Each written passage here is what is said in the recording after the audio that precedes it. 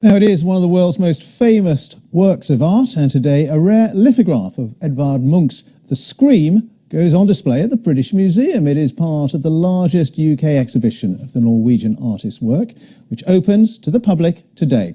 Well, David Sillitoe has been along to take a look. It's just one of those images, and here it is greeting you on the steps of the British Museum. The Scream. This exhibition of Edvard Munch's many prints is a clue to why it's so well known. Because this was an artist who made copies, different versions.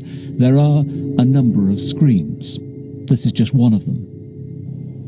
What's important to remember is we're not seeing a scream, this figure is hearing one. Munch described it as an infinite scream passing through nature, which is why it's become emblematic of the world pressing in on you, an age of anxiety.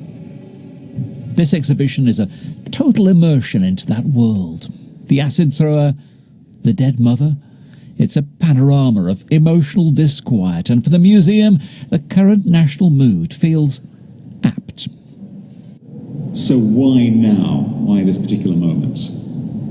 Well, I think for the moment, I think it speaks of all of our feelings in terms of the crisis, political crisis we're feeling, but it also is a very human image that it's about that nature is telling us that everything leads to death, and we have to confront that. And Munch continually confronted that and continually addressed that in his art. As an artist, his mother had died very early, his beloved sister had died very early, and he kept on replaying these feelings again and again and again, and using those as inspiration for his art.